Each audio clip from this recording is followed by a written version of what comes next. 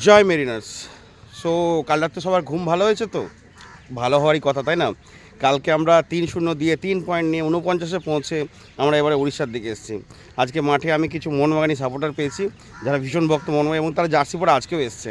তাদের সঙ্গে একটু কথা বলে নেবো। Just hi, good morning. Good morning. বলছি, কালকে খেলা দেখেছো? কালকে কেরালার সঙ্গে কেমন লেগেছে? ভালো লেগেছে।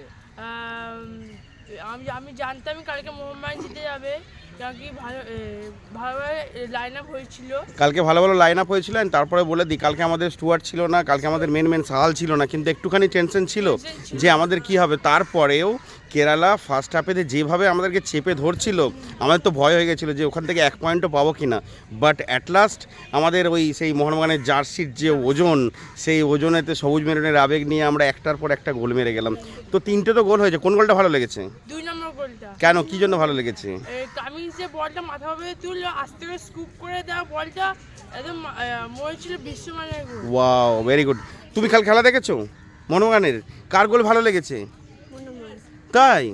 ওয়াও, কালকে কামিন্সের ওই বল দেওয়াটা বাঁ পায়ে যেটা তুলে দিল, অ্যান্ড জিমির যে ওয়ার্ল্ড ক্লাস প্লেয়ারের যে বলটাকে টাচ দেওয়া, সেটা অসাধারণ। কাল আমরা মুগ্ধ হয়ে গেছি। তোমার কেমন লেগেছে কালকে খেলা? ফাটাফাটি। তাহলে এবার মোহনবাগান সিল জিতছে তো এবারেতে। সামনের 23 তারিখে খেলা আছে, ওই দিন ইন্ডিয়া পাকিস্তানের খেলা আছে, আবার ওই দিন মোহনবাগানের খেলা আছে। যা ওইটা জিতলেই দুজনেই জিতবে, কারণ দেশ জিতবে আর মোহনবাগান জিতবে। দুটো জিতলেই আমাদের মোটামুটি সিলটা চলে আসবে, তাই তো?